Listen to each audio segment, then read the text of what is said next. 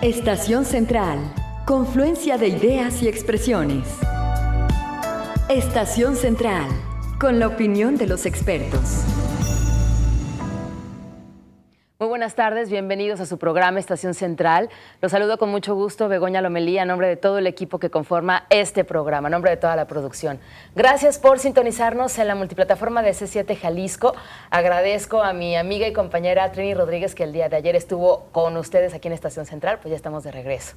Bueno, pues esta semana nuestro tema tiene que ver con el Día Mundial de la Diabetes, que se conmemora el 14 de noviembre desde el año 2007, cuando las Naciones Unidas celebran por primera vez este día. Y pues bueno, el 14 de noviembre es el próximo viernes y es por eso que durante esta semana tenemos el Círculo Azul, ahí está, no está, el Círculo Azul en C7 Jalisco, que nos sumamos a esta campaña de prevención de la diabetes. Los martes es martes de académicos, diferentes universidades están representadas en esta mesa, así que yo lo invito a que permanezca con nosotros porque el tema es muy interesante, es un tema muy importante, ya que México está considerado por la OCDE como el país con mayor casos de diabetes. Así es, después de Estados Unidos y de Portugal, desafortunadamente tenemos este primer lugar, pero pues a partir hoy vamos a conocer cuáles son los motivos, qué se está haciendo, qué hay que hacer para evitarlo, usted cómo se puede tratar, cómo evitar caer en la obesidad, en la diabetes, puntos muy importantes que hay que considerar en nuestros ámbitos en toda la vida cotidiana. Comuníquese con nosotros, 3030-5307 y 01800-087-8807. Les presento esta tarde a nuestros académicos. Hoy nos acompaña el doctor Alejandro Pliego Rayas. Él es coordinador del programa de actividad física del ITESO. Doctor Alejandro, bienvenido, buenas tardes. Muchas gracias por la invitación, buenas tardes. Al contrario, gracias. Gracias también saludamos a la doctora María Cristina Islas Carvajal, del Instituto de Terapéutica Experimental y Clínica y del Departamento de Fisiología del Centro Universitario de Ciencias de la Salud de la Universidad de Guadalajara. Buenas tardes, doctora. Buenas tardes, muchas gracias por la invitación. Con mucho gusto. También saludamos con mucho gusto a la maestra Mariana Orellana Aro. Ella es maestra en nutrición clínica y además es profesora de la Escuela de Nutrición y Bienestar Integral del Tecnológico de Monterrey, Campus Guadalajara. ¿Cómo estás, Mariana? Buenas tardes. Muy bien, gracias. Buenas tardes. Bienvenida. Gracias. Bienvenida también, la doctora Esperanza Martínez Abundis, también del Instituto de Terapéutica Experimental y Clínica y del Departamento de Fisiología del Centro Universitario de Ciencias de la Salud de la Universidad de Guadalajara. Buenas tardes, doctora, bienvenida. Gracias, buenas tardes. Y también saludamos con mucho gusto al doctor Fernando René Pérez Romero, médico especialista en medicina interna y geriatra, además profesor de la Escuela de Medicina del Tecnológico de Monterrey, Campus Guadalajara. Doctor Fernando, bienvenido. Muchas gracias, buenas tardes, gracias por la invitación. Al contrario. Pues bien, ya hablamos de este tema. México, el primer lugar, ya también nos decía el doctor Alejandro, el primer lugar a nivel mundial de esta terrible enfermedad, la diabetes.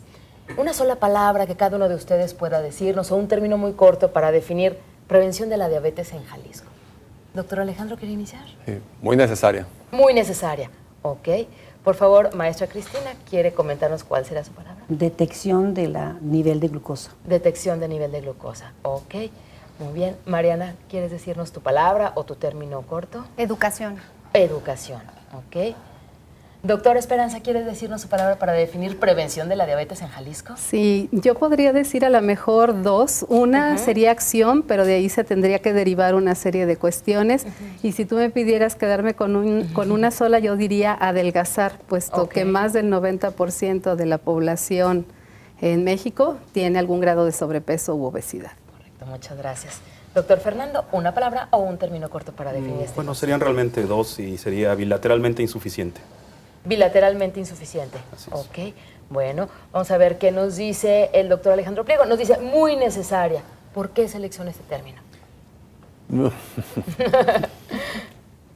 Si nos ponemos a pensar en los costos que conlleva la enfermedad, tanto a nivel social, personal, del sistema de salud, se lleva a la enfermedad un montón de expectativas de la familia, de la persona, le conlleva un gasto. Generalmente la población suele pensar que lo va a pagar el Seguro Social o la Seguridad Social, pero realmente hay una estadística del Instituto Nacional de Salud Pública para el año 2012, en la cual se gastó México, país, 77,000 millones de pesos es una cantidad espantosa, 77 mil millones de pesos, ¿Cómo le registra la cabeza? en atender los problemas derivados de las enfermedades crónicas, entre ellas, como el jinete número 1, la diabetes.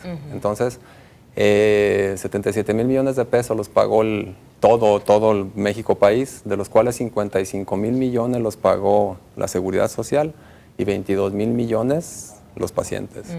Entonces pensemos que 50% de la población mexicana sobrevive con una cantidad apenas en los límites de la pobreza. Gastar ese dinero en tratar un asunto que se puede prevenir es realmente necesariamente urgente o urgentemente necesario hacer algo para tratar de prevenir esos casos. Muchas gracias, doctor. Por favor, doctora Cristina, usted nos dice detección del nivel de glucosa. ¿Por qué selecciona este término? Porque muchas personas ignoran que son diabéticos y muchas personas ignoran que son prediabéticos. Esto es antes de llegar al nivel de glucosa que cataloga como un diabético, que serían 126 miligramos por decilitro.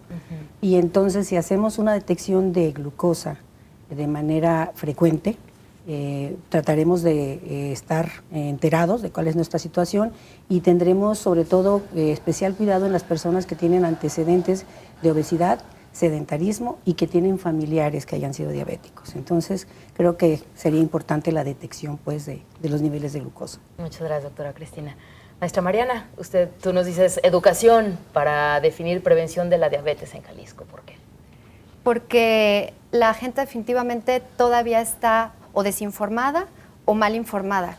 Y esto pues también basado en estadísticas de cómo las prevalencias van en aumento en lugar de ir disminuyendo, a pesar de que parece que hay esfuerzos en grupos de apoyo de ayuda mutua, en Secretaría de Salud y pues lo que se va a hacer en esta semana, que se hacen brigadas y campañas, y sin embargo los índices siguen aumentando, tanto en obesidad, que me llamó mucho la atención su comentario y está directamente relacionado, como en diabetes, ¿no? Que son dos problemas que van de la mano.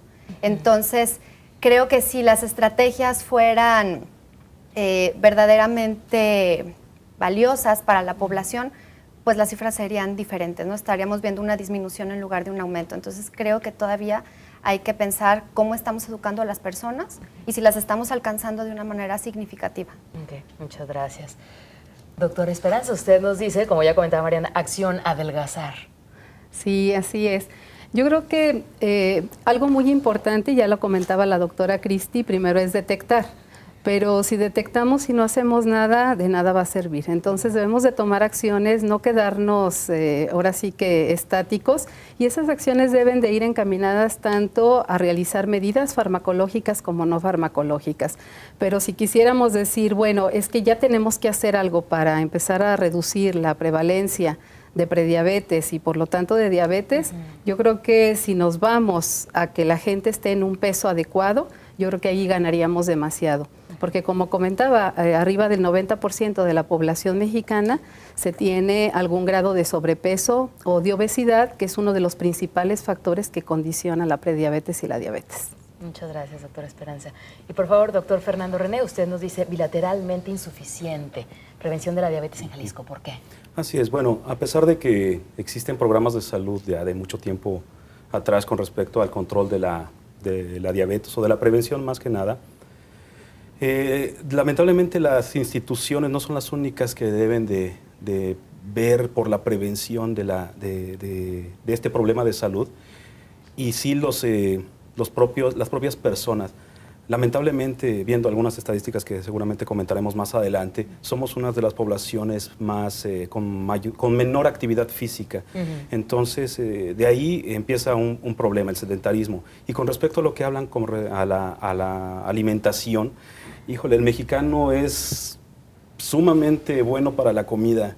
Entonces, el hecho de que le quiten a uno su alimentación, sus formas, su estilo de vida, con una variedad inmensa de alimentos, siempre implica una dificultad para poder eliminar ese tipo de estilo de vida, a pesar de que sepa de que posteriormente va a tener que pagar en su cuerpo los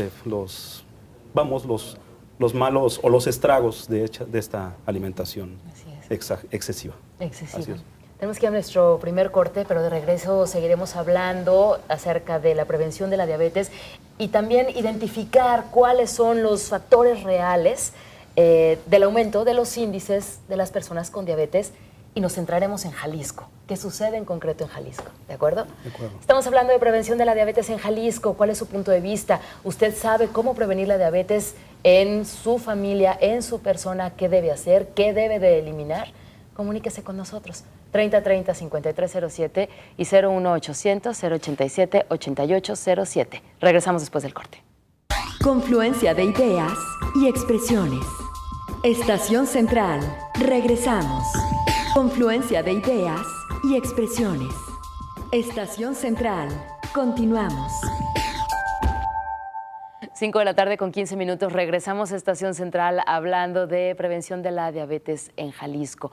Antes de irnos al corte, yo le preguntaba a nuestros invitados, o mejor dicho, les planteaba en la mesa este tema de ubicar cuáles son los factores reales que han provocado que en Jalisco vaya en aumento esta enfermedad o que más personas tengan diabetes en Jalisco. ¿Cómo podemos identificar estos factores? ¿Cuáles son estos factores en concreto en Jalisco? ¿Qué nos dicen? ¿Quién dice yo? Bueno, yo creo que habría que tomar en cuenta, yo quiero empezar nuevamente con lo que señalaba. La obesidad es un factor de ellos, el sobrepeso y la obesidad, entonces es algo en lo que se deben de enfocar muy bien los esfuerzos. Esto va unido definitivamente con la manera de nuestra alimentación que tenemos y desde luego con la actividad física. Pero podemos enumerar otros. Sabemos que existen una serie de enfermedades que van de la mano con la diabetes y que cuando aparece una, frecuentemente va jalando a que se presenten otras y que venga la enfermedad de la diabetes. ¿Cuáles serían estas? Bueno, tenemos la dislipidemia, que es la alteración de los lípidos en la sangre, que aumenta el colesterol, que aumenta el triglicérido. Tendríamos la hipertensión arterial, que también es un fuerte factor. Tendríamos también lo que sería la misma edad. De hecho, arriba de los 45 años se aconseja que la persona se haga sus pruebas de detección, porque aunque no sienta nada, puede ya estar teniendo bioquímicamente algunas alteraciones. ¿Qué tal también aquellas mujeres que tuvieron una diabetes gestacional? Ese es un factor muy fuerte de riesgo para que la persona quede posteriormente con diabetes. No se diga el antecedente familiar en primer grado de la enfermedad. Si se tienen padres o hermanos con la diabetes, es muy posible que se vaya a poder desarrollar, ¿no? Y también hay algunos marcadores, aparte de estos bioquímicos, como lípidos, como el marcador de la presión arterial, como el mismo índice de masa corporal que tenga el paciente, que es muy fácil calcular, si quiere luego lo podemos decir, que pueden también hablarnos, ¿no? Hay una dermatosis que se llama acantosis nigricans, que son como manchas tipo como mugre en la piel, así dice la gente, que se talla y no se quita. Esa acantosis nigricans, esa dermatosis va muy asociada a algo que es resistencia a la insulina, que en años futuros puede luego abrir con una prediabetes o una diabetes. Son muchos los factores que hay que considerar. A veces solamente nos quedamos con la actividad física o con la herencia o con la alimentación.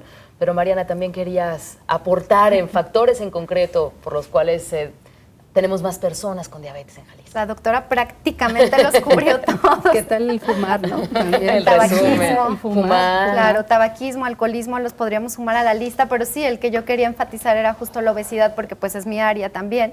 Y nada más profundizando un poquito más en esto, que a las personas les quede claro que es el exceso de adiposidad, no solamente el exceso de peso, porque a veces también nos traumamos un poquito con el peso y queremos un peso ideal, que a veces es imposible, porque depende de muchos factores individuales, como la complexión, el sexo, la estatura, etcétera. Entonces, no nada más enfocarnos en peso, sino en exceso de adiposidad, o sea, de grasa corporal, porque es la que está directamente relacionada con la resistencia a la insulina. Doctor Fernando René. Sí, bueno, solamente para tratar de precisar, o quizás hacerlo un poco más sencillo, existen los factores de riesgo modificables y los no modificables.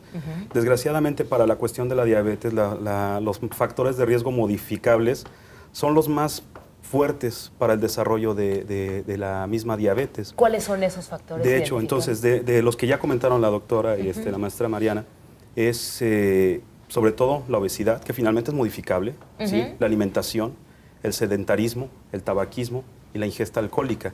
Esos podríamos considerar que son los principales factores de riesgo modificables. Mucho vicio, ¿eh? Bastante. Y como le digo... Como el comer en el exceso también, Claro, es por vicio, supuesto. claro. Entonces, con respecto a los no modificables, pues bueno, implican algunos factores genéticos, algunos factores ya vamos, finalmente herencia. Pero entonces vemos que la mayoría de las enfermedades que se presentan y que precisamente comentó la doctora, era la presencia del síndrome metabólico, que sería la dislipidemia, la hipertensión y la hiperglucemia o la diabetes. Entonces todos estos van asociados con esos factores de riesgo modificables, que es muy importante que, pues bueno, que nosotros enfaticemos, porque es parte de lo que nos va a dar la prevención en el aspecto de la diabetes. Claro. Doctor Alejandro. En los años 80, 90 se publicó se llamaba la telaraña de los factores de riesgo cardiovascular, en los cuales en el origen de todos estos estados estaba la disminución de la actividad física, que se calcula que después de los 18 años una gran cantidad de la población deja de moverse corporalmente, y no digo deportes, deja de moverse corporalmente como se movía antes. Antes caminaban para ir a la escuela, se subían al camión, no, ahora voy en coche, a lo mejor ya trabajo, ya tengo para moverme más cómodamente, ya no soy pobre, ya pasé a otro nivel, pero bueno, al final de cuentas, y a lo mejor dejan también el deporte que en algún momento fueron. No es nada raro escuchar a los pacientes decir, es que yo antes hacía muchas horas de ejercicio, pero ya conforme va pasando el tiempo ya no. Y hay otro momento muy importante en esos 18 años, o empiezan a trabajar o entran a la universidad. Entonces, cuando la gente ya está en esas edades, ya dice, no, yo ya no estoy para esos juegos, yo ya soy para cosas serias, ¿no? Entonces deja de moverse corporalmente, acompañado de errores alimentarios, acompañado de que come de más, ya no se mueve tanto, empieza a beber mucho, entonces empieza a haber un exceso de calorías y empieza a haber una acumulación de grasa a nivel abdominal principalmente, que es así como la matriz donde empieza a pasar todo. El síndrome de la resistencia a la insulina realmente tiene mucho que ver con eso, porque al no utilizar la musculatura, el músculo esquelético, que es nuestro sistema locomotor, que es el principal gastador de glucosa del cuerpo, entonces pues empieza a no gastarse la que se está generalmente gastando, ¿no? Entonces, si se gasta 80% y yo muevo, pues, lo estoy gastando y no tendría por qué tener tantos problemas, seguramente no será tan fácil desarrollar un sobrepeso, una obesidad, porque me estoy moviendo. Entonces, ya que empiezan a acumular grasa, sobre todo a nivel abdominal, empieza a presentarse la resistencia a la insulina. Ya con la resistencia a la insulina, el cuerpo empieza a detectar que no entra la glucosa suficiente, empieza a producir insulina tratando de vencer esa resistencia, y entonces empieza ahí la cascada de eventos que pueden terminar o en una diabetes franca, una prediabetes, una diabetes franca, en la hipertensión, en la dislipidemia, en las hiperuricemias, en la elevación del ácido úrico también, en todo este proceso inflamatorio con todas las citoquinas y todo ese tipo de cosas que los llevan a un montón de desenlaces, a la aterosclerosis, a la hipercoagulabilidad sanguínea y a los problemas posteriores de infartos y cosas por el estilo, ¿no? Entonces, todo empezó, si nos vamos al origen, y por eso lo mencionaban muy puntualmente todos al principio, todo empieza con la educación hacia la actividad, hacia la alimentación y hacia la actividad física, porque esos dos son así como ahora sí que el origen de lo que viene posteriormente. Claro. ¿Sí? Entonces se le conoce al final de cuentas a la diabetes y a las enfermedades crónicas como enfermedades de la civilización. O sea, los países, los pueblos primitivos no presentaban esto. Entonces, entre más civilizada sea una sociedad, se moverá menos, tendrá una sobreabundancia de alimentos en algún momento, beberá más, estará quietecito, estará muchísimas horas sentado. Entonces, ahí se va así como gestando. Claro, el ritmo de vida. El ritmo de vida. Porque si bien podemos tener la información, yo sé que tengo que comer bien, ser sano, equilibrado, verduras, frutas, etcétera, gracias. Y sé que tengo que hacer actividad física, por lo menos caminar de la esquina al camión o subir escaleras y no el elevador, mínimo. Pero con este ritmo de vida que tenemos, en donde muchas personas hacen hasta 2 horas para llegar a su trabajo, porque viven en Tequila, porque viven pasando Tonalá y tienen que venir a zona metropolitana de Guadalajara, porque no tienen tiempo de ponerse a cocinar, no tienen tiempo tampoco de ir al mercado. ¿Qué hacer con eso? Que podemos tener la información, pero no tengo tiempo para cambiar mis hábitos. ¿Qué hacemos con esto? Yo creo que Doctora tendríamos que concientizar a la población. Es más fácil comer sano y más económico que comer comida rápida. Nuestra población no estaba acostumbrada a estas horas fuera de casa y que no comiera la familia juntos. A mí todavía hace unos 10 años me llamaba mucho la atención que no convivieran las familias a la hora de la comida como es costumbre en México. Y esto ha permitido que la gente, por las mismas distancias y el trabajo y el estrés, coma lo que tiene a la mano. Sí. Hace poco escuchaba una persona hablar sobre, un joven precisamente, sobre si te concientizas, aún siendo una persona joven, antes de salir de tu casa, no antes en la mañana, sino en la noche anterior, vas y compras lo necesario y preparas la comida, economizas y es mucho más fácil de elaborar una comida sana que comprar lo que encuentras en primer lugar en cualquier espacio. Ahora, todo lo que estaban mencionando los doctores y nuestra compañera, la maestra en ciencias nutrióloga, respecto a la cuestión de la inflamación y la diabetes y el síndrome metabólico, nos lleva finalmente hacia un problema cardiovascular que es una de las causas principales de muerte en nuestro país y en el mundo. Y tenemos personas muy delgadas que tienen la cintura amplia, que no se desnota, y que tienen un síndrome metabólico. Y es resultado de estos malos hábitos alimenticios y de la falta de conocimiento.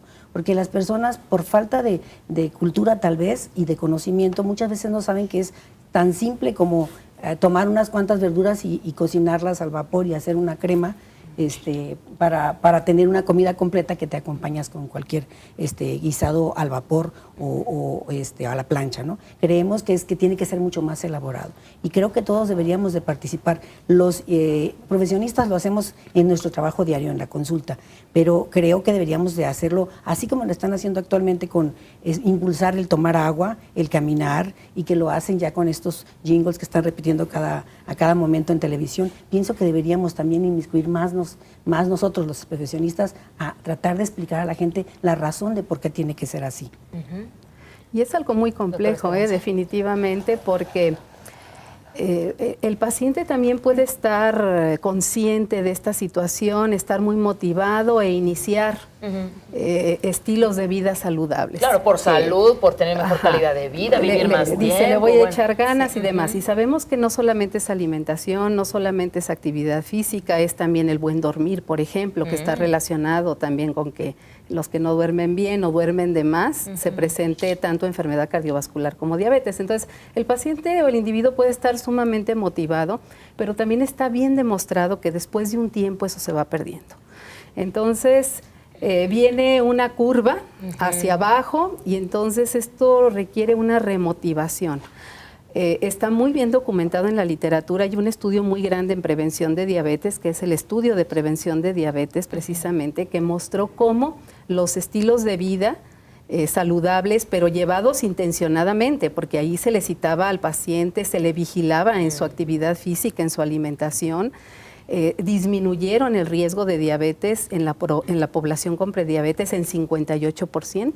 Muy alto. Es lo que mejor claro. Y más resultado tiene en la prevención. En comparación, por ejemplo, con un fármaco que se llama metformina, que solamente previno alrededor del 33-38%. Sin embargo, habrá que tomar también en cuenta esta situación de la desmotivación. Toda rutina, toda situación que se lleva dentro de los buenos estilos de vida, tarde que temprano se pierden. Entonces, yo sí soy de la opinión que con base en eso hay que ser más agresivos.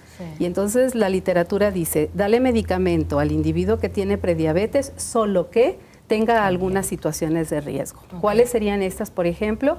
Que tenga menos de 60 años, porque es donde ha probado ser más efectivo, que tenga un índice de masa corporal mayor de 35 o que haya tenido una diabetes gestacional esa persona, porque es donde más riesgo se tiene de. Pero definitivamente hay otros factores de riesgo que decíamos, entre ellos la raza, por ejemplo, los latinos, tenemos más riesgo de desarrollar diabetes. Entonces yo sí soy como más agresiva en esta situación y yo digo, desde el momento que somos nosotros una población de alto riesgo, deberíamos de llevar tanto medidas no farmacológicas como farmacológicas. Muy bien, el punto de la raza. Vamos a nuestro segundo corte. De regreso platicaremos un punto interesante que tiene que ver con la juventud. Ustedes que forman parte de diferentes centros universitarios, ¿qué sucede con la diabetes y la juventud? ¿Cómo estamos? Y también si se puede prevenir la diabetes, ¿cuáles son los puntos o cuáles tipos de diabetes existen? Estamos hablando de la prevención de diabetes en Jalisco. 3030-5307 y 01800-087-8807. Platíquenos sus dudas, sus comentarios acerca de la diabetes. Aquí están los académicos para responderlas. Vamos al corte. Confluencia de ideas y expresiones. Estación Central. Regresamos. Estación Central. Continuamos. Estamos hablando en Estación Central de la prevención de la diabetes y ahorita en el corte también nos centramos en el punto de la alimentación. ¿Por qué antes no existía la diabetes, por ejemplo, en los aztecas? La comida tradicional mexicana, ¿en qué consiste? Digo, porque también nos decía la doctora Cristina, tenemos que volver a eso y también a la convivencia familiar y un punto importante cuando un paciente detectado con diabetes tiene que cambiar sus hábitos, pues el punto de la familia en cuanto al apoyo, en cuanto a sumarse, hacer empatía, creo que también puede ser una motivación extra para que no claudique, ¿no? Para que no llegue esta curva donde empiezo muy motivado, pero me caigo. Entonces, pero retomando el punto de la alimentación, ¿por qué antes no existía la diabetes en México? ¿Qué fue lo que pasó socialmente hablando? Como civilización también. ¿Cómo estamos ahorita en México? ¿Por dónde empezamos? La alimentación básica mexicana. Tortillas, frijoles, jitomate, por supuesto. Chile. Bueno, verduras. Claro. Aguacate. Bastante Aguacate. sana, o sea, si nos vamos a la alimentación básica es muy sana y bueno, hacíamos ahorita en el corte les hacía la comparación de nada más no perdernos porque también dentro de la alimentación tradicional están los tamales, el pozole, o sea, también podemos encontrar cosas, los tacos dorados, los sopes, enchiladas. Digo, entonces podemos encontrar de repente cosas que tal vez no sean tan saludables y sin embargo son parte de la base de la alimentación, pero hay otras muy rescatables, ¿no? Si nos vamos un poquito más atrás a la alimentación de los aztecas, por ejemplo, esa sí era una alimentación a mi punto de vista muy saludable.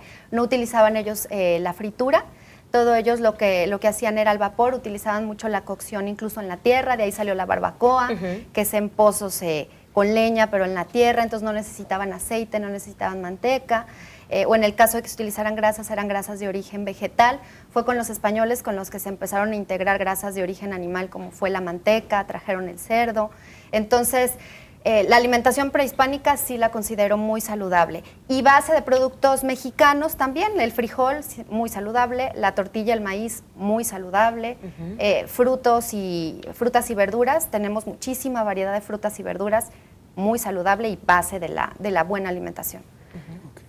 Aquí hay un punto interesante con esto de la llegada de los españoles. Chistosamente en todo el planeta está en boga promover la alimentación mediterránea. Y mediterránea es Portugal, España, Italia, Francia y los países de la península de los Balcanes, que tiene su aceite de oliva, tiene su pizza, tiene cosas así, y la venden. Si uno ve así como el ejemplo de la buena alimentación, lo ponen como la dieta mediterránea, ¿no? Entonces, comentábamos en el corte que a pesar de la españolización de nuestros hábitos, cuando llegaron ellos, seguía sin haber grandes casos de diabetes. O sea, la gente no era obesa, no era, obviamente que se movían más, no eran tan sedentarios. El doctor Edgar Vázquez, director del Departamento de Nutrición de la Universidad de Guadalajara, él comentaba, dice, hay un punto ahí como de inflexión muy fuerte. El año 1983-84 que llegan los restaurantes de comida rápida a México. En esos años yo recuerdo mucho el de los arcos dorados, ahí enfrente de Plaza del Sol, era el punto obligado de toda la alta sociedad de Guadalajara. O sea, quien no se retrataba ahí estaba fuera de la jugada. Entonces ahorita ya ha pasado un poco a la historia ese local en especial, pero pues llegaron los otros. Y entonces eso aunado a todas las sucesivas crisis económicas que hicieron que la gente en lugar de tener un trabajo para cubrir sus necesidades, tuviera que tener 2 o 3, ya no hay tiempo para sentarse a comer, ya no hay tiempo para convivir con la familia, tienen que comer cosas rápidas, que generalmente están preparadas de una manera y en unas cantidades, pero realmente exageradas. Como si fuera el último día. Como si fuera el último día. ¿No? También, a lo mejor también habría que tomar en cuenta que en nuestro país también existe una gran diferencia en cuanto a las cifras de diabetes. Por ejemplo, si nos vamos a la población que no es urbana, vámonos, por ejemplo, a tepehuanos y yaquis. Nosotros tenemos publicado un artículo muy interesante que se hizo cuando todavía estaba yo trabajando en el IMSS, ya estoy jubilada por años de trabajo, Y resulta que interesantemente la población de tepehuanos, que es una población cerrada, donde todavía no llega la Coca-Cola, donde todavía no llega, las Comida frituras, rápida. donde se transportan a pie, etcétera, etcétera, tiene menos del 1% de diabetes. Y si nos vamos a la de Yaquis, donde ya entró todo, toda la occidentalización, estamos hablando de una prevalencia mayor que la nacional, del 18.3%. Entonces, dentro de nuestra misma comunidad México, tenemos diferencias sustanciales. Sí. Por favor, doctor Sí. Fernanda. Sí, bueno, aquí con respecto a la prevalencia y a la presencia de la diabetes en nuestro país, creo que hay que tomar con cuidado los aspectos estadísticos que se manejan en general. Evidentemente, por ejemplo, la esperanza de vida al día de hoy es mucho mayor que cuando lo era en épocas prehispánicas y todavía de la colonia. De tal forma que, pues bueno, casi la esperanza de vida estamos llegando casi al doble de lo que se tenía en esos años. Entonces, bueno, esto implica que las enfermedades se van evolucionando también y van presentando otros rasgos. Otra condición es que, y esto va más enfocado hacia el diagnóstico de la diabetes, es que también esos criterios que se utilizan para el diagnóstico de la diabetes han cambiado, evolucionan con respecto a cómo se va observando el daño en el organismo. De tal forma que hasta hace alguna, década aproximadamente, todavía se hablaba de que los niveles de 140 de miligramos por decilitro de glucosa era diagnóstico, ahora ya se bajaron a 126. ¿Por qué? Porque se observó que el daño era mayor. Entonces la evolución va haciendo que la diabetes se vaya observando con mayor frecuencia. Quizá estaba previamente, pero con los nuevos criterios ahora se hace mucho más evidente. Entonces esa es la situación que hay que tomar de cuidado. No es posible, obviamente, que tengan otros factores de riesgo o que no los tengan y que por eso no presenten diabetes, pero sí hay que ver en el aspecto de evolución de la población. Hablando de población, centros poblacionales, razas, etcétera, si nos centramos en los jóvenes, ¿cómo está la juventud? Ustedes, reitero, que trabajan directamente con jóvenes, están en contacto en universidades. ¿Qué sucede con la diabetes y la juventud? Sí. No la toman en cuenta. Como si no existiera la diabetes para los no jóvenes. existe. Pues es que Varía, depende de la población de que estemos hablando. Doctor. Si estamos hablando de una población universitaria, se preocupan, se informan y tratan de tener cuidado con su dieta y hacer ejercicio. Si estamos hablando de una población trabajadora que todavía no llega ni siquiera al nivel de preparatoria y que tienen que trabajar por necesidad y que viven en lugares muy lejanos, como no tienen la información, seguramente van a comer lo que encuentran a la mano. Y usualmente son familias que ya no están completas porque están disfuncionales o porque han emigrado a otros países o a otros estados. De lo que sí a nivel universitario sí vemos a la población preocupada. Incluso tuvimos unos años, no tan lejos, poquito antes del 2010, en que veíamos bastantes a estudiantes universitarios con obesidad. Todavía los hay, pero hay actualmente una corriente entre ellos de preocupación respecto a la actividad física y a la alimentación, sobre todo quienes son universitarios. Sí. Doctora. Yo nomás quería comentar, nosotros en el ITESO tenemos nuestro programa de promoción de la actividad física. A los jóvenes dejamos de hablarles del tema de la salud. O sea, realmente resultó que no era el tema que los motivaba a ellos a hacer ejercicio. Obviamente, ¿qué hicimos? Hicimos una encuesta, les preguntamos, a ver, ¿qué te motiva? O sea, tú, chavo de 18 a 22 años, que es la edad universitaria que de los que están ahí con nosotros, ¿qué es lo que te motivaría a moverte corporalmente? Dos cosas, sentirme bien y verme bien. El tema de la salud era como el cuarto o quinto en la prioridad de ellos. Entonces, al principio estábamos hable y hable de salud, pero en esa edad, o sea, no. O sea, sí iban, pero no iban tantos. Pero en el momento que nos dimos cuenta de eso, lo que hicimos fue que la publicidad hablara de sentirse bien, de verse bien, de disfrutar en la bolita, de que estaba así la cosa con sus compañeros de la misma edad. Y eso tuvo un éxito fabuloso. Empezaron a venir más y más y más. Obviamente que ya después como profesional uno dice, bueno, si por eso vinieron, qué bueno, y prevendrán, sí. Pero ese no es como la sintonía en el canal en el que por lo menos ellos respondieron. Y fíjate, Begoña, que esto que comenta el doctor es muy importante.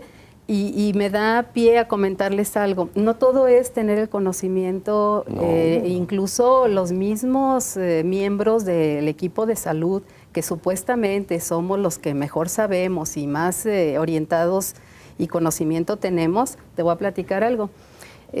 Yo también me dedico a la investigación, aparte de ser clínica, y en un congreso de salud pública hicimos lo siguiente. Se les preguntó a los médicos que eran médicos de primer contacto: ¿tú te crees aparentemente sano?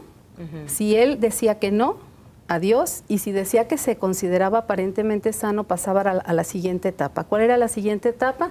Se le pesaba, medía, se le hacían algunas mediciones pues clínicas y además algunas de laboratorio. ¿Y qué sucedió? Resultados tan interesantes de que arriba del 90% de los médicos que se decían aparentemente sanos tenían sobrepeso u obesidad. Quiere decir que ellos se veían en el espejo aparentemente sanos. Sí. Y como si yo como médico me veo aparentemente sano, le voy a pedir a mi paciente que lleve un régimen adecuado de alimentación.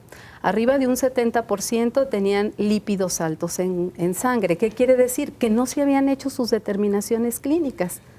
Un 3% o cerca de un 3% tenía diabetes mellitus sin tener el conocimiento previamente. Médicos. Entonces esto es muy, muy interesante, y cuando nosotros dijimos, bueno, en otra investigación, ¿y quiénes estamos más mal dentro del equipo de salud? Y entonces ahí se averiguó cómo andaban todos estos parámetros de obesidad, de diabetes, de lípidos, de presión arterial, entre lo que serían grupos de médicos, de enfermeras, de nutriólogos, de odontólogos, de psicólogos.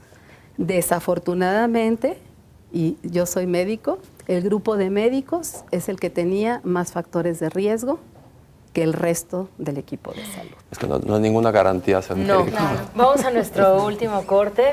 Antes se comunica Luis Arana de Guadalajara. ¿Por qué desde las civilizaciones prehispánicas se comía carne, incluso hasta de perro? ¿Por qué ahora suena como para tener un control prenatal o hasta poblacional por parte de los diferentes gobiernos? Pues de regreso a responder a esta pregunta, Luis. Vamos a nuestro último corte. Regresamos con más de prevención de la diabetes en Jalisco. Estamos en Estación Central.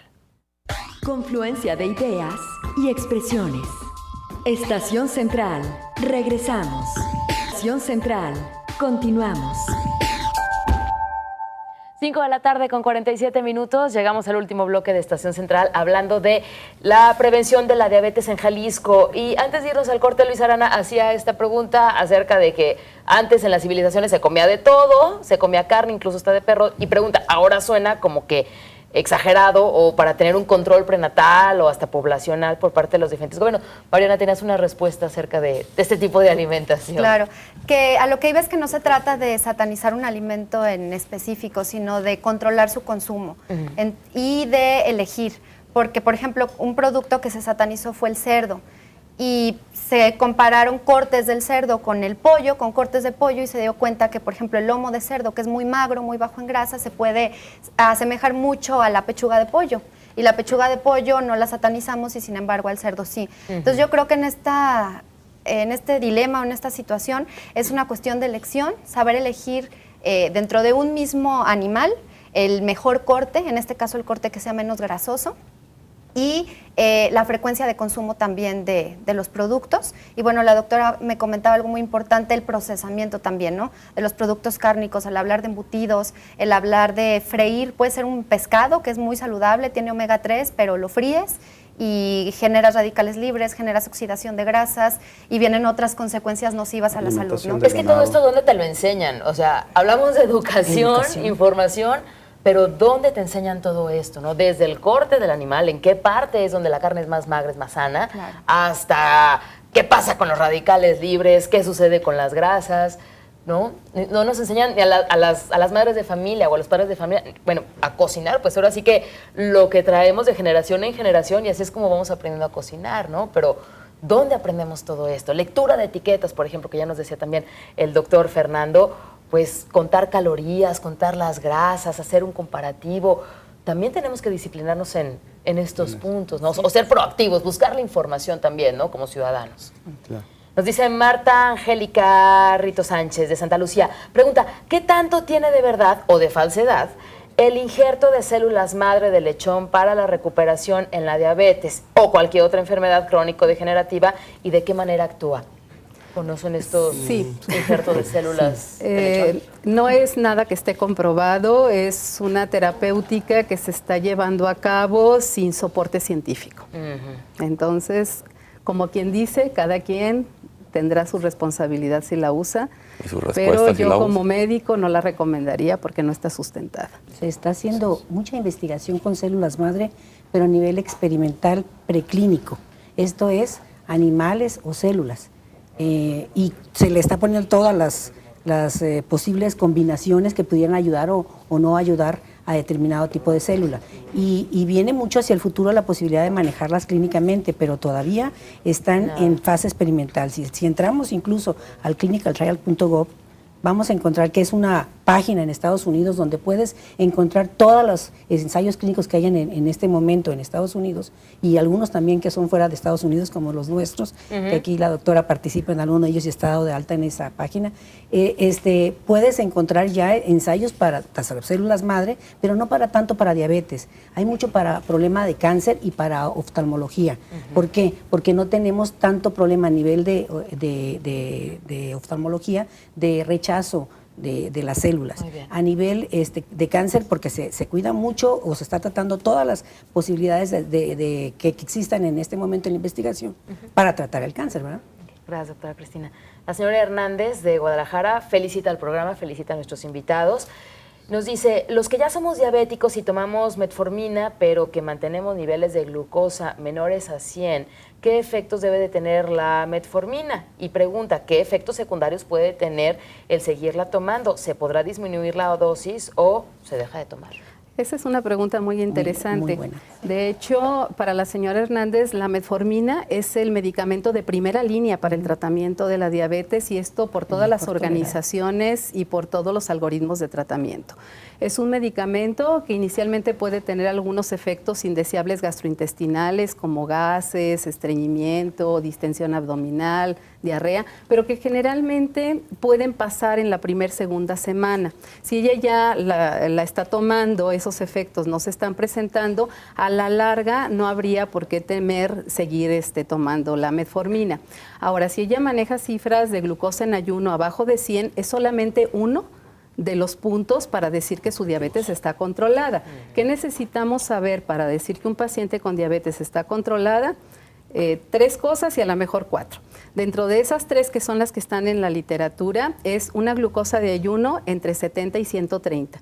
Una glucosa a la hora o a las 2 horas después de haber ingerido sus alimentos, desayuno, comida y cena, de acuerdo a la escuela americana, abajo de 180, pero de acuerdo a la escuela europea, que es más estricta, abajo de 140. Y además medir algo que se llama hemoglobina glicada o glucosilada A1C, que esta nos da como el promedio de glucosa de los 3 meses previos. En términos generales, porque esto varía, debe de estar abajo del 7%. Esto varía si el paciente es adulto mayor, tiene complicaciones, está iniciando con la diabetes, eso ya su médico le dirá cuál es su meta. En términos generales es abajo del 7%. Y decía yo el 4 punto, porque ahora se ha visto que probablemente estos 3 factores no sean, o estos 3 puntos no sean suficientes para decir que el paciente está dentro de metas de control. Ahora hay un término nuevo en diabetes que se llama variabilidad glucémica, es decir, las variaciones hacia la alza y hacia la baja que tiene la glucosa en un mismo día y en los diferentes días, porque estos altibajos de glucosa parece que tienen problema en general, radicales libres, estrés oxidativo, en traerse las complicaciones de la enfermedad más rápido y por lo tanto, pues de lo que se muere el paciente, que son las complicaciones cardiovasculares y que hay manera de medirlo, pero no es accesible a toda la población. Hay unos dispositivos subcutáneos que se pueden introducir debajo de piel y te pueden medir 288 glucosas del paciente en un día y este aparatito puede durar de 1 a 6 días. Entonces es como yo les digo a los pacientes que participan en nuestros proyectos de investigación, que es como si tuviéramos el video de la glucosa y una glucosa que yo voy al laboratorio y me la tomo es como la foto. Entonces esto, bueno, es algo muy interesante y pues yo aprovecharía para invitar a la población, si está interesada, En el Instituto de Terapéutica Experimental y Clínica llevamos a cabo varios proyectos, entre ellos hay de prediabetes. Si alguien cree que tiene prediabetes, y a lo mejor sería bueno decir que es prediabetes, hay 2 estados que conforman la prediabetes. El paciente puede tener uno, el otro o ambos. Uno de ellos es lo que se llama glucosa de ayuno alterada, que es tener de 100 o más, pero menos de 126 miligramos por decilitro. Y tener intolerancia a la glucosa, que es cuando ya se hace una curva de tolerancia oral a la glucosa con 75 gramos oral y a las 2 horas el paciente debe de tener abajo de 200 y arriba o igual a 140. Si alguno de la población que nos está escuchando, de los televidentes, sabe que ha tenido esas cifras, no es diabetes, pero ya tiene una prediabetes y bueno, en este instituto estamos llevando a cabo algunos proyectos en ese sentido y midiendo esta variabilidad glucémica. ¿Teléfono de una vez? Bueno, el teléfono de una vez es el del Centro Universitario de Ciencias de la Salud, que es el 1058-5200, y las extensiones son la 34211 y 34212. Muchas gracias. Y estos son proyectos de prediabetes, pero también llevamos a cabo proyectos de diabetes y proyectos de diabetes ya complicada y de diabetes que no estén recibiendo tratamiento. Y la doctora Cristi lleva a cabo también otros. Hipertensión y cardiovascular. Mismos teléfonos, 1058-5200, extensión 33660 y 33661. Nosotros tenemos también estudios de dislipidemias con bastantes avances y también estudios de mecánica cardiovascular. Son estudios en los cuales puede participar la población que tenga ya tiempo con esta enfermedad de forma crónica o quienes todavía no lo conocen, como dice la doctora Esperanza, o acaban de debutar, antes de que pasen a tener una complicación cardiovascular seria. Muy bien. María Elena Rito Sánchez se vuelve a comunicar. Pregunta, ¿hay alguna página donde podemos ingresar para poder saber más sobre comidas saludables para los diabéticos? Un saludo a José Parrito Vidrio, su papá, que en este momento se encuentra internado por esta enfermedad, adicionando a la trombosis. Saludos, señor. Esperemos que se mejore. Página, ¿dónde podemos encontrar recetas sanas, prácticas? Hay que hacerla. Hay varias asociaciones a nivel estatal y nacional que apoyan este tipo de pacientes. Está la Asociación Mexicana de Diabetes, o la Federación Mexicana de Diabetes. Hay páginas internacionales también de la ADA y están en español, o simplemente la página de la OMS también tiene mucha información sobre diabetes y también está en español. Entonces pueden acceder fácilmente a esta literatura. Okay. Y por cierto, ya también haciendo el anuncio, el jueves estarán con nosotros aquí en la Estación Central de la Asociación Mexicana de la Diabetes y también del Consejo Estatal de la Diabetes para que no se pierdan este programa y que nos compartan también estos datos. Okay. ¿La diabetes se puede prevenir? A modo de conclusión, tenemos... Sí, claro que sí. Sí, todos dicen sí. 3 puntos, 5 puntos para concluir este programa para prevenir la diabetes. Bueno, si quieres yo empiezo. Doctora Esperanza. Creo que para prevenir la diabetes, primero sí se puede prevenir, eso está perfectamente demostrado. Lo que más ha resultado tener mayor porcentaje de prevención son las medidas no farmacológicas, cambios en el estilo de vida, que ya no vamos a redundar en ellos, pero que son los más difíciles de llevar y son los que se pierden en el paso del tiempo, en el camino. Pero también se tienen opciones farmacológicas. Entre ellas está la metformina, pero hay otros 3 fármacos que ya están aprobados, por ejemplo, por la Asociación de Endocrinólogos Clínicos. Cuando por algo, por alguna contraindicación o por algún efecto adverso no se puede usar la metformina, hay otras opciones terapéuticas que se pudieran emplear. Okay. Entonces, nuevamente, yo terminaría diciendo que yo soy más agresiva en esto y que para mí la prevención de la diabetes, sobre todo si ya se tiene este estado de prediabetes documentado, como debe de ser, sería llevar a cabo tanto medidas no farmacológicas y reforzado con medidas farmacológicas para que esto se pueda mantener y no debute en la enfermedad. Muchas gracias. Les agradezco a todos que nos hayan acompañado. Se nos acaba el tiempo. ¿Algo más que quería decir, doctor? No, nomás, brevísimamente. Así breve. Me parece que a veces el tema de darle el medicamento como primera opción al paciente le quita la visión hacia los otros. Okay. Entonces, sí, de hecho la norma oficial mexicana dice prevención y tratamiento, alimentación, actividad física, medicamento. Alimentación, actividad física, si habla de hipertensión, alimentación, actividad física, medicamento. Obesidad, alimentación, actividad física, medicamento. Coinciden los 3. Coinciden los 3. Okay. Entonces, digo, está bien darle Actividad esa física, medida, pero empezando en esa alimentación y secuencia, medicamento. alimentación, actividad física y medicamento. Reforzar Muchas los gracias. primeros. Gracias por Muy habernos bien. acompañado, doctor Alejandro. Gracias a Gracias, ustedes doctora por Cristina. invitarme. Gracias, Gracias. gracias, Gracias. Mariana. Gracias, doctor Fernando. Gracias, doctor Esperanza. Gracias. Gracias a usted. Mañana lo esperamos, 5 de la tarde en Estación Central. Nos acompañan los jóvenes. Seguimos con este tema de prevención de la diabetes en Jalisco. Buenas tardes. Los comentarios y las opiniones vertidas en este programa son responsabilidad de quienes las emiten. De ninguna manera representan el punto de vista de C7 Jalisco. Se difunden como un ejercicio de pluralidad, diálogo y tolerancia. Derechos reservados C7 Jalisco 2014.